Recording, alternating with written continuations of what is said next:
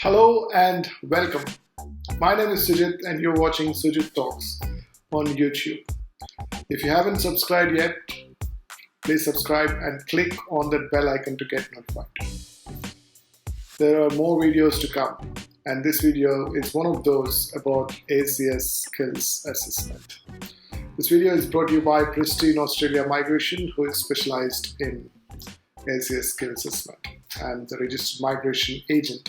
So this video will obviously have some insights from me as an agent who did several applications and got positive skills assessments for my clients, be it software engineer, software tester, analyst programmer, developer programmer, computer network systems engineer, business analyst, systems analyst, support, you name it. So there are various applications that I have done, and this video is exclusively about a document called ACS Skills Assessment Checklist. And to be precise, this is the latest one we are talking about. You can see in this checklist there are different types of applications because there are different types of applications, obviously. And I'm not covering the 485, the postgraduate one. I'm going to cover the other three applications, which are skills, RPL, and the popular post-Australian study. RPL is one of the least popular application types, but there is a provision for people with no qualification or a non-ICT qualification. Only 5% of applications are usually RP. And around 40,000 applications were submitted in the last financial year, and around 15% are refused or unsuitable outcomes that the applicants have obtained.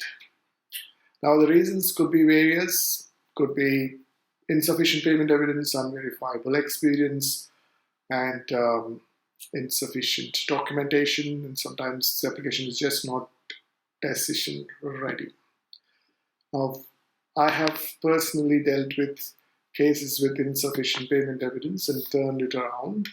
One of the cases was they had insufficient evidence. They only had bank statements and nothing else, and it's from Middle East. So I used employment pass to combat that problem, and we provided sufficient evidence as a result, got a positive skills assessment. So previously it was negative, later on it was positive because we provided sufficient payment evidence. That is a new thing which ACS has added in the recent past, which is to accept employment pass instead of a tax document. Because there are some countries which are tax-free and they're not obligated to have tax documents, and usually there's this practice of not having pay slips as well. So in that case, you can use bank statements as well as employment pass to provide sufficient payment evidence. You can also use social security instead of employment passes if there is a document that's available. Let's take an example of a country called Mongolia. Social security, bank statements, you can use as two payment evidences. So even if you do not have two payment evidences such as pay slips and bank statements, which are very popular, you can still do it with a tax document as well as a provident fund, for example. Now we'll quickly go through what this checklist has, because this is something that you can do it yourself. I will only cover things that you normally wouldn't know, or you will only learn from registered migration agents like me. So this is the application checklist version for 2023, available on ACS website. I would strongly recommend you to go through this if you're doing an application, and also strongly recommend you to take service of a registered migration agent even if you think the application is simple. You don't want to waste time and money in lodging an application which is not decision ready, or missing out some things, or failing to explain some missing documents. I'll come to that explanation part very soon. Now, you must read this first page. It talks about what it wants in terms of documents to upload. So they want PDFs, they want high resolution, lightweight PDFs if you like, because if you're giving them documents more than 30 MB, the website might reject it. Also, they are looking at 300 dpi as a resolution. Color scans they want. Original documents, if you have, which are not digital, you must provide color scans of those resolution. If you have digital copies, provide them as is. And there's some literature about how to do it in this first page of this checklist document. And there's also do not section, what you should not submit. One of the things you should not submit is a certified document. Previously they would accept, now they're not. So if you provide that, you could just risk a refusal. They're not obligated to ask you documents, so please be mindful about that. So there is this section called before starting your application. So first of all, you should understand obviously which visa you're targeting. Without that, there's no point of doing an ACS skills assessment. So you have different skill visas such as 189, 190, 491. You also have employer sponsored visas such as 494 and 186. We're talking about permanent residence visas. So 494 obviously gives you a pathway to 191. 186 is a PR. 189 is a PR. 190 is a PR. 491 again gives you a pathway to 191, which is a PR. So some of the applications, these applications need ACS skills assessment as a mandatory thing, without which you cannot proceed to make that application or even to do an expression of interest. So you need to be familiar with what subclass you're targeting and why you need ACS skills assessment. If you're not familiar with that, consult a registered migration agent. Then, have you understood all the requirements of ACS? If you do not, again, consult a registered migration agent like me who specialized in ACS. If you want to take my advice or assistance in submitting, you're most welcome to do so. Simply go to my website, sujittalks.au, schedule an initial consultation session free of charge. It will be a phone one. Now, application type is another important thing. Some people are confused whether they have to do RPL or not, even though they have ICT degree to get more points. So I can help you with that if you're in that situation. Now, if you have previously submitted an application, you got a positive or a negative, you got a positive but it expired, or you want to do it again with a different occupation, or you got a negative, you want to challenge it, review, appeal, or a new application, you have to understand that the previous application stays intact, the documents are still there, they cannot be deleted, and if you're taking an agent's assistance this time, for example, you got a negative skills assessment result, now you want me to do it for you, then I should be your agent. So ACS should be aware that I am your agent now. So for that, there is a form called agent authorization form, which we both have to do it and send it to ACS to get your application into my agent account. So that's how it works with agent authorization form. Now there are different documents that you need to provide to ACS. So personal documents under ID section, you are looking at 3 forms of ID. So passport is the main document here. Obviously, that is a must.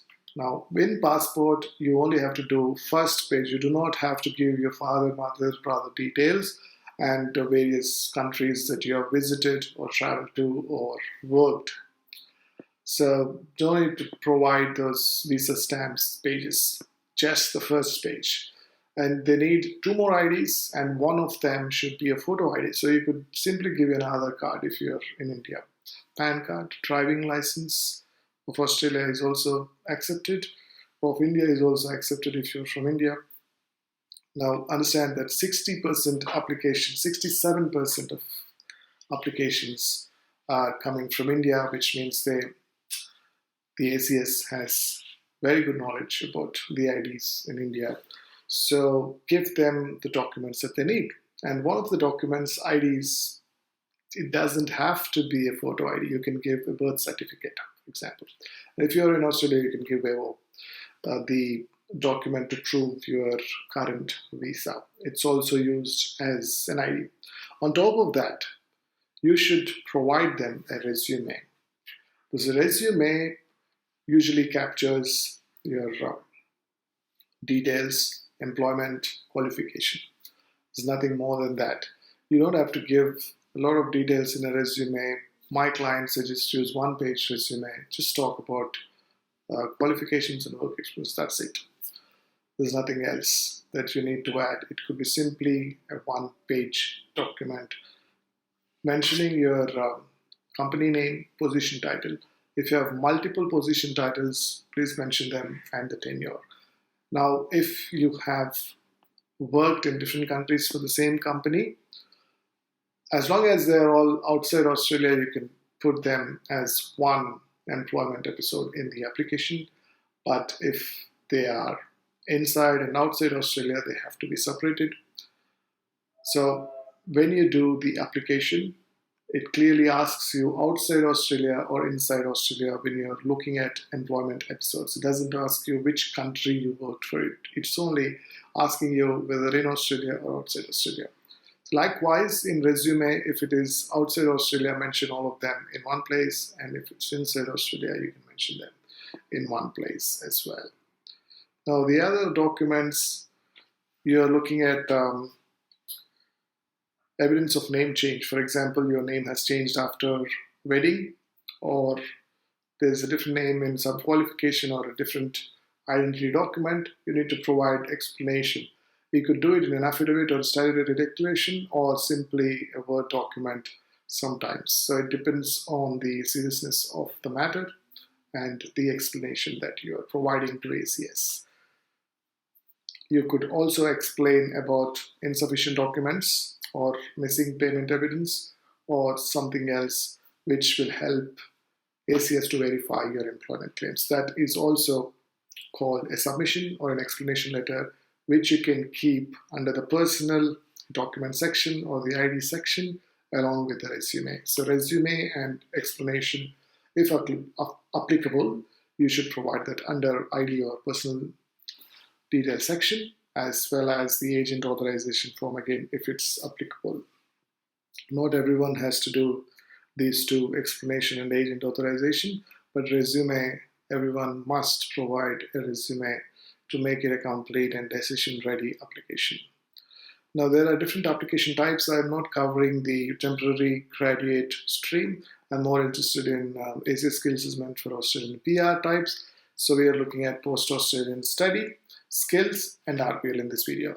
In the post-Australian study, the main important document, the most important document is professional year, or alternatively, if you have finished 1 year of relevant experience to the nominated occupation.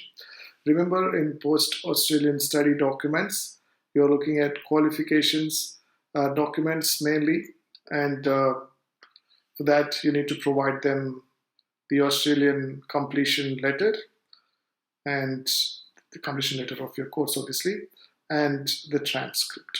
If it's a digital copy, it's well and good. Otherwise, clear original color scans of those documents. So completion letter or the testimonial or the degree certificate and the transcript are the two documents that they need. If you have an Australian master's degree but an overseas bachelor's degree, they want to see that overseas bachelor's degree as well, because that could be an underpinning qualification for you to get the eligibility to do master's degree. So provide that, again, degree certificate, transcript, or consolidated memo, or if you don't have that, then all the individual mark sheets. It's better to have, or if you have consolidated memo, better to provide consolidated memo than the individual mark sheets. If you don't have it, that should be fine. Now, 1 year experience is what you should have if you do not have professional year to be eligible for the post-Australian study. And when it comes to points, there is a skill level requirement date that ACS provides in the result letter. So you just have to check that skill level requirement met date and then claim points accordingly. And there is literature provided about this in the skills assessment guidelines document if you want to see that. But when it comes to checklist, this is what it is. The qualification documents, professional year or the 1 year experience you're looking at. When it comes to experience, work reference letter is the main document there. If you do not have work reference letter on the letterhead, you're looking at an affidavit. And affidavit should give you the roles and responsibilities, and usually should be, or usually is endorsed by a person in supervisory or managerial role. So just by giving affidavit or statutory declaration, you're not done there. You need to provide supporting documents of the declarant to prove that the declarant actually worked in the same time that you did, or if you're still working, the declarant should be still working. Then provide evidence of your tenure there, the service letter. On top of employment reference letter or statutory declaration, you're looking at payment evidence, 2 out of 4 payment evidences or 5 payment evidences. Usually if you're working in Australia, you'll get pay slips, bank statements, superannuation and tax. So you just have to provide 2 out of those. And if it is overseas employment, for example, you did Australian master's degree, but you went back to India and did and got some experience, 1 year experience, you can still do post-Australian study application. So in that case, you're looking at 2 types of payment evidence for them. From there, for example, you went to Middle East after Australian degree, then you might not have taxes. You can provide employment pass as well as bank statements. That would be sufficient payment evidence. So 2 out of 4 payment evidences is what you are looking at. This is about the post-Australian qualification. For self-employed or freelance experience, the documentation is a bit different. You need to look at skills assessment guidelines for more information about self-employment and freelance.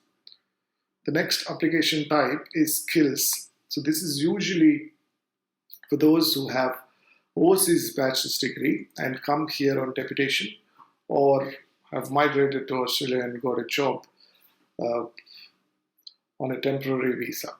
So overseas qualification and then work experience in Australia, or they might be still overseas and trying to come to Australia. So they got overseas experience as well as overseas qualification, or it could be overseas qualification plus overseas experience as well as Australian experience. Like I said in the beginning, if you're on deputation, that becomes a new employment episode in the application. You need to separate it from outside Australia to inside Australia. For example, you worked in Wipro India, you came to Australia, you worked in Australia, again you went back to Wipro India. Then you're looking at 3 employment episodes because you went back after you came here. So that's how it works. Again, qualification documents, work experience documents. So the difference between skills and post-Australian study application type is the post-Australian study application is mainly for those people who have studied in Australia, bachelor's or master's degree usually. But skills is for someone who's studied overseas and has experience overseas inside or outside, or both inside and outside Australia. Now, both post-Australian study and skills, usually they have some qualification. But when it comes to RPL, which is the least popular application in these 3, only 5% of applications are RPL. This is for people with non-ICT qualification or without any degree at all. So they have to prove that they have gained ICT skills at workplace as opposed to gaining them at a university setting. So for that, they have to do an additional document which is called as RPL document. It must not be plagiarized. So if you're taking services of third-party content writers or RPL writers or CDR writers, you might be in trouble, because I have seen personally some cases where people have taken those services, have got refusals due to plagiarism in their report. So they wasted both money and time. So in one of the cases I did, the applicant previously went for content writers got the result as plagiarized and he has come to me, and I advised the client not to do it again, to write his own RPL, and he did it, and then he got positive result. It's mandatory to quote and cite sources where you have picked up some stuff from, or gathered some information, or you're adapted and you have adapted and written something or paraphrased.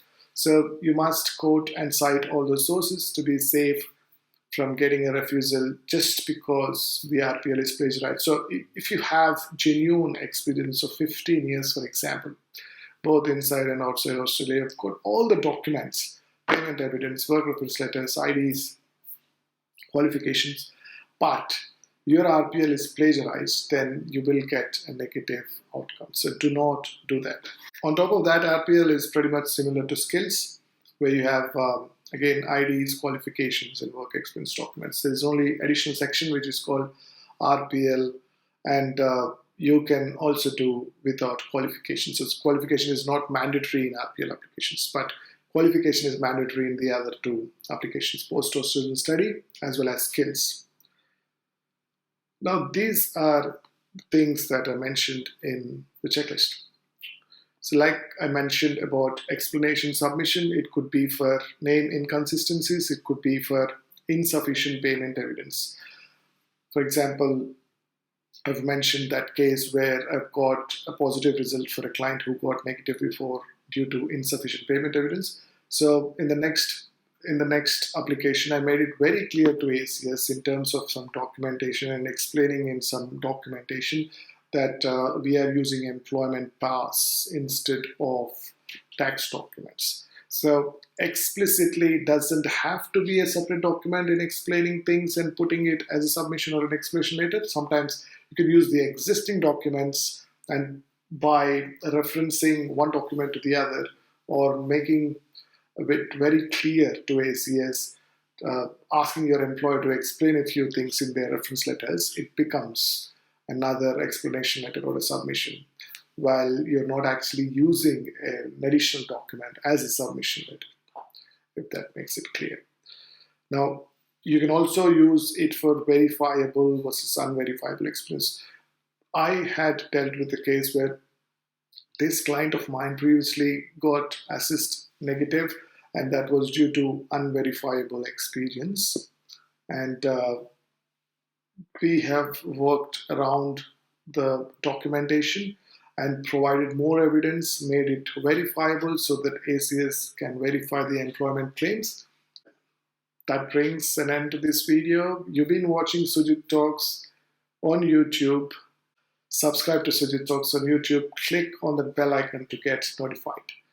And if you want me to be your agent, book an initial phone consultation session free of charge on my website, sujittalks.au.